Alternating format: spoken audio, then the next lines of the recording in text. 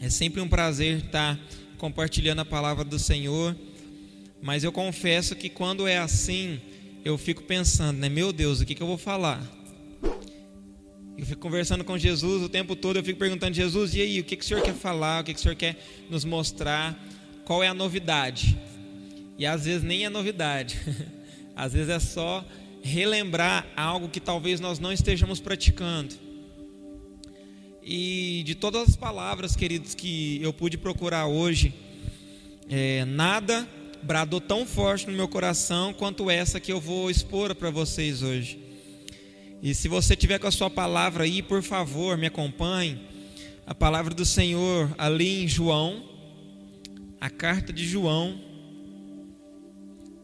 a epístola de João, melhor dizendo,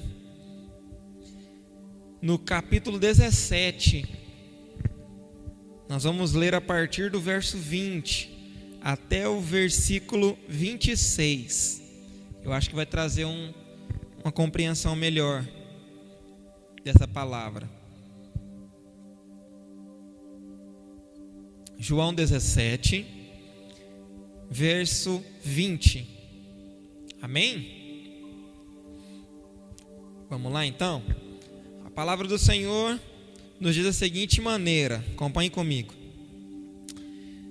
Minha oração, isso aqui é Jesus orando, tá, querido? Só para você se inteirar. Minha oração não é apenas por eles, os discípulos. Rogo também por aqueles que crerão em mim por meio da mensagem deles, para que todos sejam um. Pai, como tu estás em mim e eu em ti, que eles também sejam um, para que o mundo creia que tu me enviaste. Dê-lhes a glória que me deste, para que eles sejam um, assim como nós somos um. Eu neles e tu em mim, que eles sejam levados à plena unidade, para que o mundo saiba que tu me enviaste e os amaste como igualmente me amaste. Versículo 24. Pai, quero que os que me deste estejam comigo onde eu estou e vejam a minha glória, a glória que me deste porque me amastes antes da criação do mundo.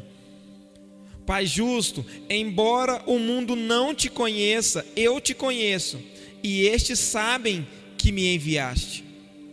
E eu fiz conhecer o teu nome e continuarei a fazê-lo, a fim de que o amor que tens por mim esteja neles e eu neles esteja. Amém. Queridos, eu acho que eu já li esse evangelho de João 1 milhão de vezes. Mas todas as vezes que eu chego no capítulo 17, eu fico parado nele por um tempo, sabe, tentando conseguir achar ou alcançar a profundidade de todas essas palavras, porque aqui é a oração de Jesus. E no início do capítulo ele está orando pelos discípulos que estavam ali do lado dele, os 11, né? Porque eu acredito que já nesse episódio aqui, Judas já estava preparando tudo para poder trair Jesus, então ele não estava neste momento da oração. E aí, mais à frente, esse versículo 20, onde nós lemos, é Jesus fazendo uma oração por aqueles que iriam crer por causa da mensagem espalhada pelos seus 11 e 12 posteriormente. E eu gosto de pensar na profundidade dessa oração, porque ele aborda 6 versos falando de muita coisa e ao mesmo tempo de uma coisa só. E ele diz algo que me chocou e que hoje eu conversando com um amigo meu e a gente trocando essa ideia sobre palavras, e a gente sempre tem essa mania, né? E como eu estava meio assim, não sei o que eu falo, o que eu vou falar, o que eu vou pregar, esse amigo acabou falando assim, cara, eu recebi uma palavra e essa palavra ela é assim, assim, assim. E eu parei e falei assim, cara, é isso, sabe? Mas aí ele me deu até alguns versículos como base, mas acabou que eu não usei nenhum deles, e eu fui levado pelo Espírito a ler João 17 de novo, esses versículos que nós lemos. E essa palavra, essa oração de Jesus, ela é para nós. Mas sabe o que eu acho interessante de tudo que Jesus está querendo ensinar para nós através dessas palavras? É que nós precisamos ser um. Sabe, e talvez tenha 1 milhão de palavras aí, se você pesquisar no seu YouTube, de alguém falando de ser um. Eu acredito que foi a abordagem que João, o discípulo amado, mais usou. Se você for ler o Evangelho de João, está inúmeras vezes ele falando isso, ou deixando bem claro que Jesus queria isso, que nós fôssemos um, que nós perdoássemos os nossos irmãos, que nós não estivéssemos pecando contra os nossos irmãos. Se você for ler a carta de 1º, 2º e 3º João, as 3 cartas estão sempre deixando isso como um assunto central, ou seja, que nós sejamos um. Porque João ele entendeu, e eu espero que com essa palavra nós começamos a entender, nós possamos começar a entender também que para que a igreja ela possa crescer, para que a igreja ela possa andar em lugares altos, assim como a palavra nos diz, voar mais alto como a águia, nós precisamos entender algo que é chave, algo que é central, que é andar em unidade, até que nós alcancemos a estatura de Cristo. Paulo ele escreve isso para os Efésios, ele escreve isso em várias outras cartas. Nós não conseguiremos, queridos, alcançar a medida e a estatura de Cristo se nós não entendermos como ser um. E aqui nessa oração, nessa breve oração, em 6 versos, Jesus ele nos dá o caminho para isso. E ele nos diz aqui, ele fala assim, ó, Pai, ele orando a Deus falando, Pai, eu peço para que eles possam ser um em mim, assim como eu sou um com você. Sabe, queridos, eu entendo com isso uma coisa extraordinária, e era exatamente isso que eu estava conversando com o meu amigo hoje. Sabe, e ele falava assim para mim, assim, você sabe o que eu entendi? Que estar com Deus é diferente de estar em Deus. E eu comecei a pensar sobre isso e eu falei assim, uau, isso é fantástico. Porque quantas vezes nós estamos com Deus, mas nós não estamos em Deus? Queridos, e faz total diferença você estar com Deus e estar em Deus. Simeão, eu não sabia, mas qual que é a diferença?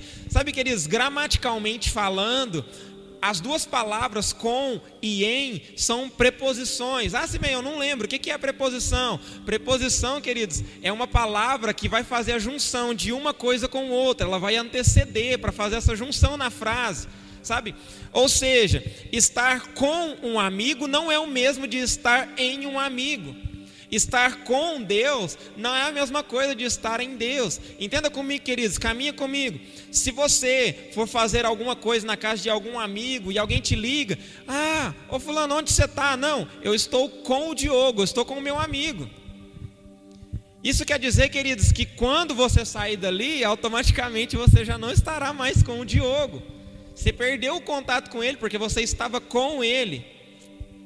Mas agora, queridos, num sentido mais profundo de tudo, e usando mais uma propriedade voltada para o casamento, você vai entender tudo isso. A esposa, ela pode dizer que está no seu esposo, porque os dois têm intimidade, porque os dois caminham juntos e os dois não se separam. Isso é uma aliança que os dois fizeram. Sabe o que eu entendo, queridos? Que o Senhor ele deseja que nós possamos refazer a nossa aliança com Ele, não mais para estar com Ele, mas agora para estar nele.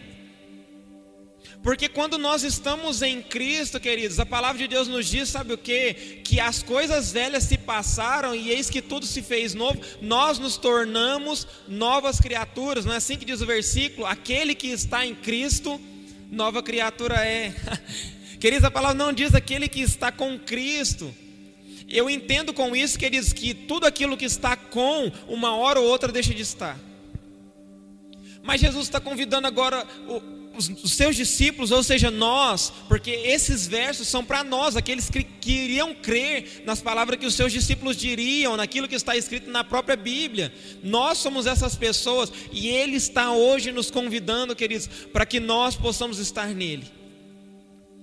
Sabe, queridos, e eu não consigo pensar em todo esse contexto sem parar para pensar em tudo aquilo que está nos cercando hoje.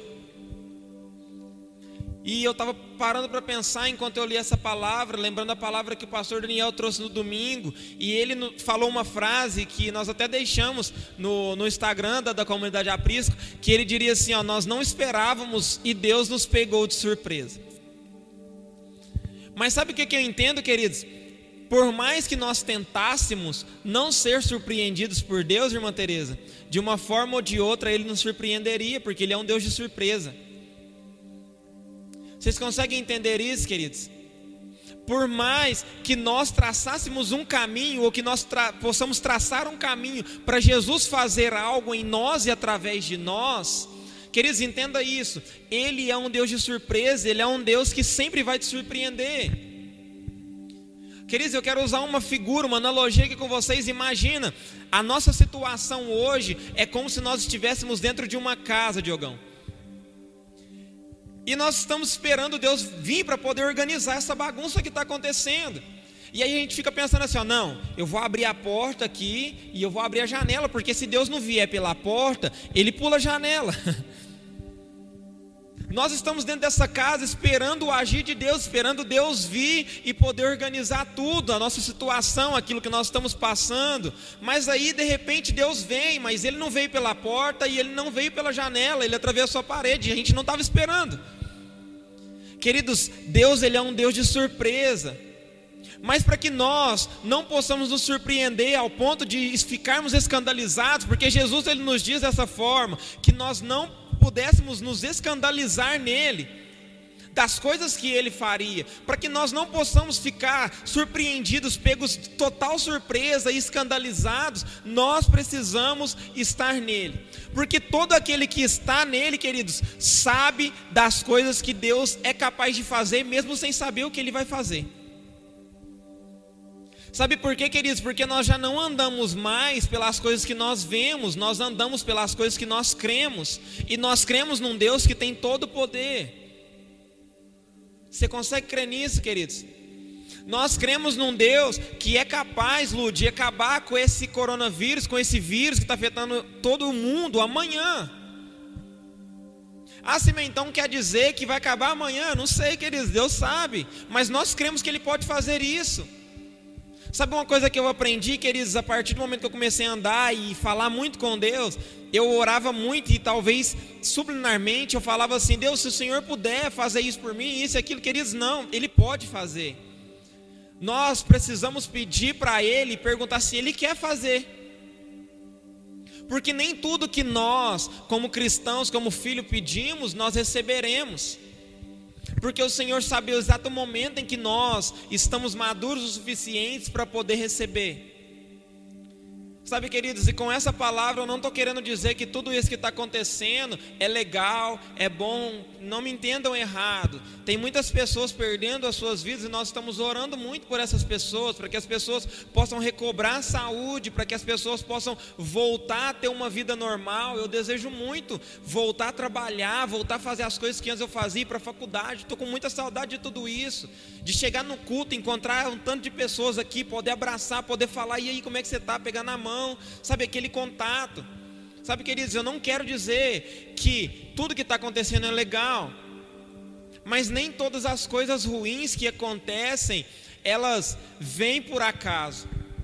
Existem coisas que vêm por propósitos. Por isso, queridos, Jesus, Ele ora e Ele diz assim, ó, Pai, quero que os que me deste estejam comigo onde eu estou e vejam a minha glória. Queridos, aonde eu quero chegar com toda essa palavra? Sabe por que que Jesus deseja que você esteja nele? Porque Ele está no Pai. E se você estiver nele, a palavra vai dizer que automaticamente você será um com seu irmão. E o final de tudo isso, queridos, sabe o que que é? E quando eu parei para ler, eu falei assim, fantástico. Jesus, Ele deseja que toda a igreja, todos nós, irmãos, estando nele, sejamos um, para que nós possamos revelar ao mundo a glória de Deus. Sabe, queridos, existe um lugar que a igreja pode alcançar, que ela ainda não alcançou. E aí você pode me perguntar assim, mas por que ela não alcançou? Porque a igreja deixou de ser um. Queridos, preste bem atenção no que aconteceu. Jesus, ele caminhou aqui nessa terra como homem, e nós cremos nisso porque a palavra de Deus nos mostra realmente a sua humanidade. Sabe, a palavra de Deus vai nos dizer que aquele que crê que Jesus Cristo é Filho de Deus, ele está andando sobre uma verdade. Sabe, e nesses 3 anos que ele caminhou aqui na terra, ele andou com muitas pessoas, ele pregou para muitas pessoas, ele curou muitas pessoas. Eu acredito que todos os milagres que Jesus fez não caberiam numa palavra tão ínfima como essa. É muito pequeno para tudo aquilo que Jesus pode ter feito naquela época. Você está acompanhando comigo o raciocínio? Mas agora pensa comigo, queridos, de todas as pessoas que Jesus ensinou, de todas as pessoas que caminharam com Jesus, e a palavra de Deus fala assim, que multidões o seguiam. Quando Jesus, ele foi morto e ressurreto, a palavra vai dizer que 380 pessoas viram ele em seu corpo glorificado. Presta bem atenção, acompanha comigo essa matemática. De uma multidão, apenas 380 pessoas estavam presentes nos seus ensinamentos quando ele já havia ressuscitado. Amém? Você está acompanhando? Queridos, mas olha só a contradição. Jesus vira para todas aquelas 380 pessoas, e quando a palavra de Deus vai falar 380 pessoas, ela não está contando nem mulheres nem crianças, então 380 homens. Acredito que vai ser muito mais do que isso. Vamos supor que a mais da metade era casado, então vai mais do que isso. Sabe, aí Jesus vira para eles e fala assim, ó, olha, permaneçam em Jerusalém, até que do alto venha sobre vocês um poder, venha o Espírito Santo sobre vocês.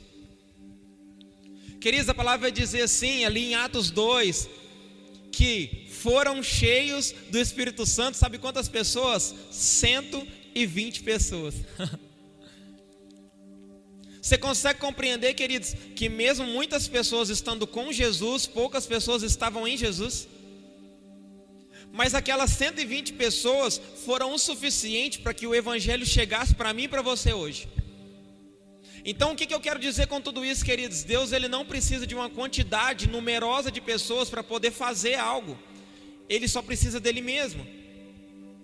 Mas ele é tão misericordioso que ele nos usa como canal para poder fazer, mas para isso nós precisamos estar disponíveis para o agir de Deus. E ele só usa aqueles que estão nele, não aqueles que estão com ele. Você está conseguindo compreender, queridos? Quando aqueles 120 foram cheios do Espírito Santo, queridos, a palavra vai dizer que naquele mesmo dia 3.000 pessoas se converteram. Naquele mesmo dia. E talvez em alguns dias mais à frente, com a pregação de Pedro, outras 4 ou 5 mil, se eu não me engano, também se converteram e batizaram. Você consegue compreender a grandeza de tudo aquilo que estava acontecendo? E aí você pode perguntar assim para mim, assim, Alcimei, mas por que, cara, no mesmo dia? Por que não acontece isso hoje? Por que hoje nós não conseguimos ver pessoas sendo curadas como era antes? Por que nós não conseguimos ver pessoas se convertendo com tanta facilidade como foi antes, como relata a Bíblia? Sabe, queridos, eu consigo compreender com tudo isso, é que a igreja, ela deixou de ser um, assim como aqueles 120 eram um. A palavra vai dizer que enquanto eles estavam reunidos ali, eles tinham um só pensamento, uma só vontade. E hoje não nos falta lugares onde nós percebemos o mesmo Jesus de formas diferentes. Sabe, queridos, acredito que nesse tempo o Senhor está nos convidando a refletir no que realmente é ser um. Sabe, para poder voltar a fazer as obras que a igreja primitiva fazia. E, queridos, posso ser bem sincero para vocês, segundo a palavra de Deus, nós podemos. Nós podemos. A palavra do Senhor vai nos dizer que a glória da segunda casa será maior do que a primeira. Ah, Simei, não, mas essa palavra está falando lá do templo. Queridos, quando eles construíram um templo de novo, o templo, a palavra de Deus vai nos dizer isso, vai nos informar que o segundo templo, ele não chegou nem perto daquele que Salomão tinha construído antes. Então essa palavra ali de Ageu não tem nada a ver com o templo, tem a ver com nós hoje, templos do Espírito Santo. Porque nós temos a capacidade de poder fazer coisas como Jesus fez e obras ainda maiores, são palavras de Jesus. Mas sabe qual que é a diferença, queridos? Aqueles que ouvem as palavras que são ditas e acreditam nela, tomam posse e começam a caminhar rumo a essa palavra, em cima dessa palavra como um alicerce firme, e aqueles que, como os 380 que Jesus falou, descartam e vão embora para casa. Sabe, queridos, o Senhor hoje Ele nos convida a poder realinhar o templo, podemos voltar a acreditar naquilo que foi dito a nós no princípio, assim como está escrito ali em 1 João 2,24, depois você dá uma lida lá. Para que você possa permanecer no Senhor, você tem que relembrar aquilo que foi dito antes para você e voltar a acreditar. Queridos, quantas promessas talvez você não ouviu ao decorrer da sua caminhada cristã? Comece a pensar aí. Talvez alguém chegou em você e falou assim que você ia ser alguém que ia alcançar as nações. Talvez Deus chegou em você e falou assim que você seria alguém que oraria pelos enfermos e eles seriam curados. Ou talvez alguém chegou em você e falou assim: cara, você vai ser um cantor, uma cantora que vai libertar muita gente dos vícios, da opressão por causa do seu louvor. E naquele momento você tomou posse, você falou assim: eu creio e é isso. Mas foi passando o tempo, parece que aquilo não vinha. Aquelas palavras não se cumpriam, você não estava enxergando as nações. Você não estava conseguindo enxergar as pessoas serem libertas por causa do seu louvor, por causa da sua palavra. E você começou a se esquecer de tudo aquilo que foi realmente profetizado sobre a sua vida, aquilo que foi dito para você, não somente por boca de outras pessoas, mas pela boca de Deus através da sua palavra. Não é verdade? Quantas pregações, queridos, que nós já ouvimos, que um dia nós choramos por causa dessa pregação e que hoje talvez nós nem lembramos mais dela. Sabe, queridos, isso nos faz ter um entendimento de que nós apenas estávamos com Jesus naquele momento. Mas assim que nós deixamos de vê-lo, nós fomos embora para casa. Faz sentido para vocês? O Senhor, Ele hoje está nos convidando, queridos, a dar um passo a mais. Ele não quer que você olhe essa palavra que eu estou te dando aqui nesse momento, e talvez ela está fazendo um sentido assim, completo para você, de tudo que eu estou falando. Ou talvez não, mas para aqueles que estão fazendo sentido, queridos, eu tenho uma palavra para você. O Senhor hoje está convidando para não estar mais com Ele. Entenda isso, você não foi chamado para estar com Deus. Ah não, nossa, mas eu achei que era. Não, queridos, nós somos chamados para estar em Deus. Foi para isso que Jesus orou aqui em João 17. Ele orou por nós. E Ele sabia que em um momento ou outro nós estaríamos olhando para essa palavra e falando: Jesus, eu sempre entendi errado, eu sempre achei que eu deveria estar com você, mas eu não quero mais estar, eu quero estar em você, para nunca mais te perder. Sabe, queridos, o Senhor quer convidar a igreja dos nossos dias para fazer coisas extraordinárias, para que o mundo possa crer que Jesus, que Deus enviou Jesus e que Jesus nos enviou, para que nós possamos ser luz em meio a toda essa escuridão, queridos. E eu vou te ser bem sincero, tem um monte de gente que está procurando aí, nem que seja uma lanterninha, viu? Está correndo atrás de luz, mas não consegue encontrar em nenhum lugar. Porque aqueles que deveriam ser luz deixaram de acreditar na sua própria luminosidade. O Senhor, Ele nos convida hoje, queridos, a refazer a nossa aliança, para que nós possamos fazer obras maiores do que Ele fez. Queridos, isso não é orgulho, não é ego, não é soberba demais, não. A palavra de Deus nos dá autoridade para isso. Nós só precisamos crer. Sabe, nós precisamos chegar para as pessoas que nos pedem oração por cura e crer que elas serão curadas, e elas serão curadas.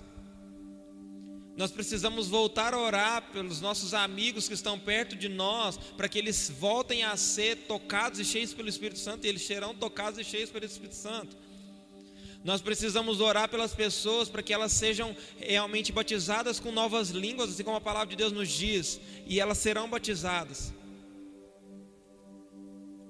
Sabe, queridos, isso é real, isso é para nós. Isso não é para uma geração futura, queridos. Isso não é para uma nova geração. Assim como Daniel disse domingo, eu também quero refazer as palavras dele. Eu também creio que não vai ter uma nova geração. Pode ter uma geração futura, mas a geração que Deus quer usar é hoje, é agora. Para que nós possamos ser um e o mundo creia que o Pai o enviou. Para que o mundo todo possa ver a glória. E quando ele diz glória, é a grandeza de Deus, aquilo que Deus pode fazer mesmo que ninguém mais esteja acreditando. Que o mundo possa ver que Jesus pode curar mesmo que não tenha mais solução diante da medicina. Para que o mundo possa crer que ainda existe regeneração para aqueles que não há mais melhora. Talvez essa pessoa seja eu, talvez essa pessoa seja você. Sabe, queridos, nós não temos como melhorar. Sinto te dizer, sim, mas eu oro todo dia pedindo para Deus me melhorar. Não, queridos, você não vai melhorar. Pede para Deus fazer você nascer de novo. É só assim que nós vamos alcançar o reino dos céus, só nascendo de novo. Melhorando ninguém vai para o céu. Porque o padrão de Deus para a salvação e para todas as obras na vida de alguém, ele é alto demais.